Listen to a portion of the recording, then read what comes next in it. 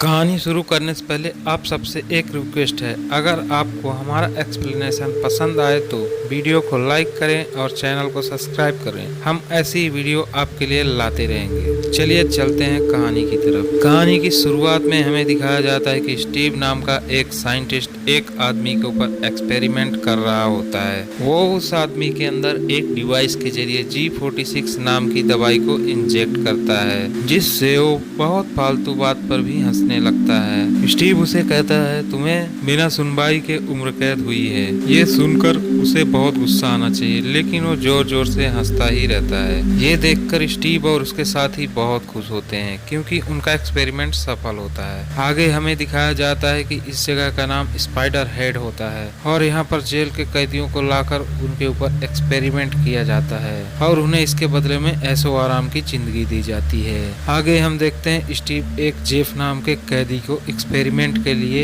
एक फैक्ट्री के पास ले जाता है, जहाँ से बहुत धुआं आ रहा होता है। और जब स्टीव एक्सपेरिमेंट के लिए जेफ के अंदर N40 नाम के ड्रग को इंजेक्ट करता है तो उसे वह जगह बहुत खूबसूरत दिखाई देने लगती है और वो धुआं उसे बादल की तरह लगते हैं। दरअसल N40 ड्रग की खूबी होती है, इसे लेने के बाद सामने कितनी भी बदसूरत चीज हो या बुरी चीज हो, वो उसे खूबसूरत दिखने लगती है। अब हम देखते हैं जेफ वापस आकर लेजी से मिलता है और वो दोनों N40 ड्रग से रिलेटेड बातें करते हैं और हमें यहाँ पर उनकी बातों से पता चलता है कि जेफ लेजी को पसंद करता है और वो यहाँ पर इसे बताना चाहता है, लेकिन बता नहीं पाता। आगे हम देखते हैं जेफ अपनी पुराने दिनों को याद करता है। हमें दिखाया जाता है कि जेफ एक पार्टी में होता है और उसने बहुत पी रखी होती है और पार्टी के बाद जेफ गाड़ी में अपने दोस्तों के साथ निकलता है। शराब के नशे के कारण उसके गाड़ी संभाली नहीं जाती, जिसकी वजह से उसका एक्सीडेंट हो जाता है और वो वहाँ बच जाता है, लेकिन उसका दोस्त मारा जाता है। अगले दिन हम देखते हैं स्टीव जेफ और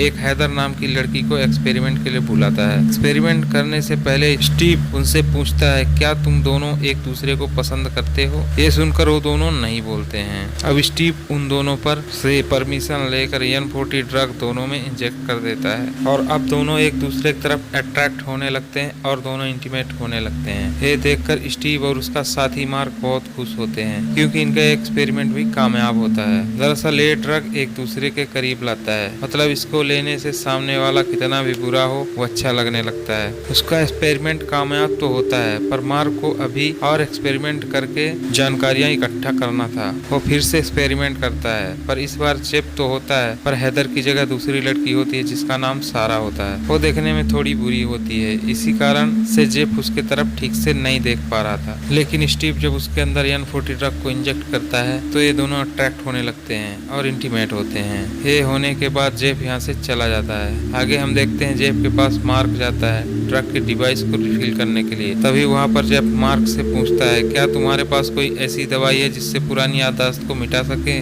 जेफ अपनी पुरानी यादों से बहुत परेशान होता है और वो उसे मिटाना चाहता है, लेकिन मार्क उसे बताता है हमारे पास ऐसी कोई दवाई नहीं है और वो बोलता है इस डिवाइस से छेड़छाड़ मत करना और एक्सपेरिमेंट के समय भी ध्यान रखना ये खराब ना हो। अगर ऐसा होता है तो तुम आउट ऑफ कंट्रोल हो जाओगे और तुम्हारी जान को खतरा भी हो सकता है। आगे हमें दिखाया जाता है कि स्टीव जेफ को फिर से एक्सपेरिमेंट के लिए बुलाता है, लेकिन इस बार वो केबिन में होता है और एक्सपेरिमेंट रूम में सारा और हैदर होते हैं। स्टीव उनके अंदर पेरोपर्पट नाम की दवा इंजेक्ट करने वाला होता है, जिससे उनको बहुत तकलीफ होने वाली थी और यहाँ पर जेफ को तय करना होता है कि ये दवा किसको दिया जाए। दरअसल यहाँ पर स्टीव जानना चाहता है कि N40 ड्रग लेने के बाद जो अट्रैक्शन होता है वो हमेशा रहता है या नहीं, लेकिन जेफ ये दवा किसी को देने से मना करता है। ये देखकर स्टीव कहता है, तुम इन दोनों में से किसी को प्यार करते हो? वो बोलता है, नहीं, मैं किसी से प्यार नहीं करता। मैं जानता हूँ ये ड्रग लेने से कितनी तकलीफ होती है, इसीलिए मैं नहीं चाहता कि ये ड्रग किसी को दी जाए। इसकी बातें सुनकर स्टीव उसे कहता है कि आज नहीं तो कल तुम्हें फैसला लेना ही होगा और उसे समझाता है कि हम यहाँ पर जितने भी एक्सपेरिमेंट कर रहे हैं इससे हम दुनिया को बेहतर बना सकते हैं और दुनिया में प्यार बांट सकते हैं। ये कहकर वो उसको फिर से फैसला लेने को कहता है, लेकिन यहाँ पर जेफ किसी को भी तकलीफ नहीं देना चाहता और वो मना करता है। ये सुनकर स्टीव इस एक्सपेरिमेंट को रोक देता है। आगे हम देखते हैं जेफ बाहर की ओर जाता है और अपनी गर्लफ्रेंड को कॉल करता है, पर वो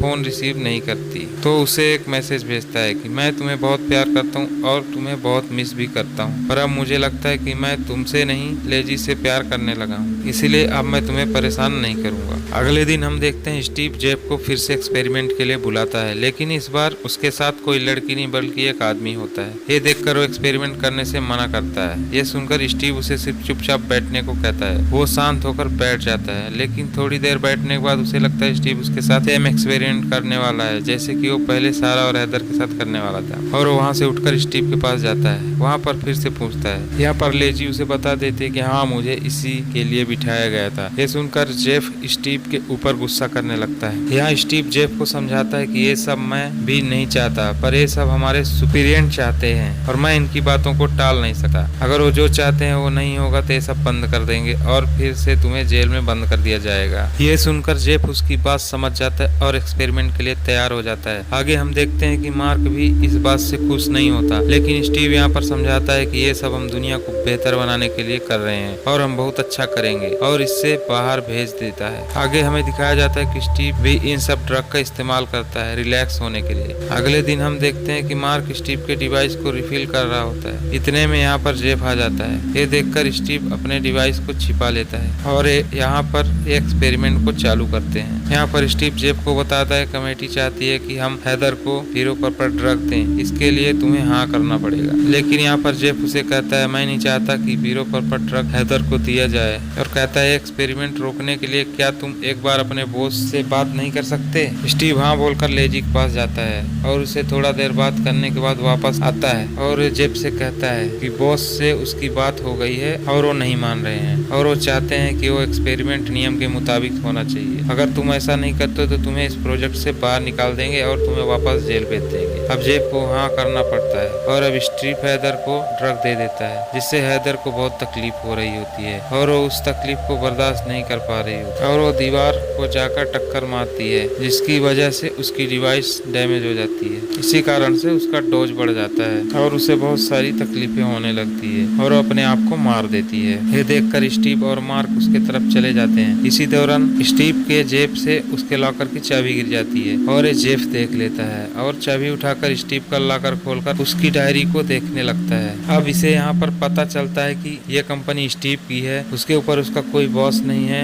और ये अपने ईमान से ये सब कर रहा है। इतने में उसे पता चलता है कि स्टीव आ रहा है और वो उस डायरी को वापस रख देता है और चाबी को फेंक देता है। आगे हम देखते हैं मार्क हैदर की मौत से बहुत डर जाता है और हैदर की मौत को रिपोर्ट करने को कहता है, लेकिन स्टीव उसे समझाता है हम ऐसा नहीं कर सकते, अगर हम ऐसा करेंगे तो हमारा पूरा करियर खत्म हो जाएगा और हमें पुलिस पकड़ लेगी, ये सब भूलकर आगे का काम करो। अब यहाँ से स्टीव जेफ के पास जाता है। जेफ हैदर की मौत से बहुत दुखी होता है। वो स्टीव उसे समझाता है कि एक्सपेरिमेंट में अक्सर ऐसा होता है, हम हैदर की मौत को जाया नहीं होने देंगे, हम एक ऐसी दवाई बनाएंगे जिससे कि पूरी दुनिया बेहतर हो। यहाँ पर दोनों अपने गम को भुलाने के लिए G46 ड्रग लेते हैं, जिससे बहुत हंसी आती है और ये दोनों हंसते हुए एक दूसरे से बातें करते हैं। आगे हम देखते हैं एक्सपेरिमेंट के लिए लेजी को लेते हैं। उसे ऐसा एक ड्रग देते हैं जिससे वो एक छोटे स्टेपलर से भी डरने लगती है। आगे हम देखते हैं लेजी और जेफ एक दूसरे से बात कर रहे होते हैं। लेजी उससे अपने स्टेपलर वाली एक्सपेरिमेंट के बारे में बताती है। वो एक्सपेरिमेंट को लेकर बहुत दुखी होती है। ये सुनकर जेफ उसे शांत करता है और उसे अपनी जिंदगी का सबसे बड़ा सच बताता है, जो कि ये था कि उसकी गर्लफ्रेंड कभी जिंदा थी ही नहीं। उस हादसे में उसके दोस्त के साथ उसकी गर्लफ्रेंड भी मारी गई थी और वो इसका जिम्मेदार अपने आप को मानता है। वो हैदर की मौत से भी बहुत दुखी होता है और उसकी मौत का भी जिम्मेदार अपने आप को समझता है। ये सुनकर लेजी उसे शांत करती है और उसे अपने गले से लगा लेती है, उसे किस करती है। हम देखते हैं कि दोनों बैठकर बातें कर रहे होते हैं। इतने में यहाँ पर स्टीव आ जाता है और वो नोटिस करता है कि जेफ और लेजी एक दूसरे को भी पसंद करते हैं। अगले दिन हम देखते हैं स्टीव लेजी के ऊपर हीरो परपट वाला एक्सपेरिमेंट करने वाला होता है और इसके लिए जेफ से कहता है कि कमेटी चाहती है कि तुम अपनी रजामंदी दो इस टेस्ट के लिए। जेफ लेजी की तरफ देखकर अपनी रजामंदी देने से इनकार कर देता है, लेकिन स्टीव उसे समझाता है पर जेफ फिर भी नहीं मानता। अब स्टीव उसे एक रात का समय देता है और कहता है कि सोच कर बताना। इसके बाद जेफ हाँ करके वहाँ से चला जाता है। आगे हम देखते हैं मार्क जेफ के पास जाता है उसकी डिवाइस को रिफिल करने। यहाँ पर जेफ मार्क से उसके बेसिक प्रोडक्ट के बारे में पूछता है और मार्क उसे कुछ नहीं बताता। ये देखकर स्टीव ही मार्क को बताने लगता है कि मुझे पता है कंपनी स्टीव की ही है। इसके अलावा कोई और इसका बॉस नहीं है, ना ही कोई कमेटी है। वो सिर्फ बेसिक ट्रक को टेस्ट करके इंसानों को अपना गुलाम बनाना चाहता है और उससे कहता है कि मार्क तुम तो बहुत अच्छे आदमी हो, लेकिन तुम उसकी मदद क्यों कर रहे हो, और उससे खत्म करने के लिए उससे मदद मांगता है। मार्क यहाँ पर उसकी बात मान लेता है और उसकी मदद करने के लिए तैयार हो जाता है। अगले दिन हम देखते हैं स्टीव उन्हें फिर से एक्सपेरिमेंट के लिए बुलाता है और जेफ से परमिशन मांगता है उस दवा को इंजेक्ट करने के लिए, लेकिन यहाँ पर फिर से जेफ मना करता है। तो स्टीव उसे लेजी के क्राइम के बारे में बताने लगता है। ये देखकर लेजी खुद ही अपना क्राइम बताने लगती है कि मैंने अपने 6 महीने के बच्चे को तपती धूप में भूलकर काम पर चली गई थी, जिससे मेरे बच्चे की मौत हो गई और मैं उसी की सजा काट रही हूँ। ये सुनकर जेफ ड्रग को इंजेक्ट कर देता है, लेकिन वो ड्रग लेजी के अंदर नहीं बल्कि स्टीव के अंदर इंजेक्ट कर देता है। उसके बाद स्टीव की हंसी कंट्रोल नहीं होती है। दरअसल मार्क ने स्टीव के ड्रग डालने वाली डिवाइस के सारे ड्रग को चेंज कर दिया होता है और वो पुलिस लेने गया होता है। और अब जेफ स्टीव के अंदर I-27 नाम का ड्रग डालकर उसे टॉर्चर करने लगता है और उससे बेसिक ड्रग के बारे में पूछता है। तो स्टीव उसे बताता है ये ड्रग इंसान को कंट्रोल करने के लिए बनाए गए थे और वो बताता है कि इससे दुनिया को बेहतर बनाया जा सकता है, जिससे कोई भी अपने मन मर्जी नहीं करेगा, कोई शराबी अपनी बीवी को नहीं मारेगा, कोई कत्ल या कोई क्राइम नहीं करेगा, इससे हम सारे जुर्म को रोक। और जेफ को बताता है कि उन दोनों की सजा पहले ही खत्म हो चुकी है, जिसके बारे में तुम लोगों को मैंने आज तक नहीं बताया और तुम्हें यहाँ पर रखा। ये सुनकर जेफ को बहुत गुस्सा आता है और वो स्टीव को मारने लगता है और इन दोनों में फाइट शुरू हो जाती है। यहाँ पर स्टीव जेफ को मार गिराता है और जेफ के हाथ से ड्रग इंजेक्ट करने वाला डिवाइस ले लेता है और लेजी के अंदर पीरो पर ड्रग इंजेक्ट कर देता है और डिवाइस को तोड़ देता है। अब यहाँ पर लेजी को बहुत तकलीफ होने लगती है, जिसको बर्दाश्त नहीं कर पा रही होती और वो अपने आप को नुकसान पहुंचाने लगती है। इतने में यहाँ पर जेफ उठता है और स्टीव को मारने लगता है। उसकी इस फाइट में स्टीव का डिवाइस टूट जाता है, जिससे स्टीव आउट ऑफ कंट्रोल होने लगता है और वो नीचे गिर जाता है। अब यहाँ से जेफ भागकर लेजी के पास जाता है और उसे मरने से बचा लेता है। यहाँ पर स्टीव भी उठता है और माइक के जरिए सारे कैदियों को जेफ और लेजी के खिलाफ भड़काने लगता है और उससे कहता है जेफ और लेजी ने उनके सीनियर्स को नाराज किया है, जिससे वो यहाँ पर आएंगे और तुम्हारे ऐशो आराम की जिंदगी ले लेंगे और तुम्हें वापस जेल में डाल देंगे। अगर तुम ऐसा नहीं चाहते तो तुम लेजी और जेफ को पकड़ लो और उसे बाहर मत जाने दो। ये सुनकर सारे कैदी जेफ और लेजी को पकड़ने के लिए उसके पीछे पड़ जाते हैं और अब स्टीव की डिवाइस टूटने की वजह से तकलीफ बढ़ने लगती है। फिर भी यहाँ से सारे ड्रग लेकर भागने लगता है और जब ये बाहर जाता है तो देखता है मार्क पुलिस लेकर आ रहा होता है। ये देखकर वो प्लेन में बैठकर जाने लगता है और यहाँ पर लेजी और जेफ सारे कैदियों से बचकर बाहर आ जाते हैं और वो भी एक बोट में बैठकर निकलते हैं। अब हम स्टीव को देखते हैं, जिसकी हालत ट्रक के कारण बहुत बुरी हो रही होती है और वो प्लेन को भी कंट्रोल नहीं कर पा रहा होता, जिसकी वजह से प्लेन जाकर एक पहाड़ में टकरा जाती है और स्टीव मारा जाता है। स्टीव और लेजी ये सब दूर से देख रहे होते हैं और इसी के साथ ये कहानी खत्म हो जाती है। दोस्तों वीडियो आपको कैसा लगा हमें कमेंट करके जरूर बताएं।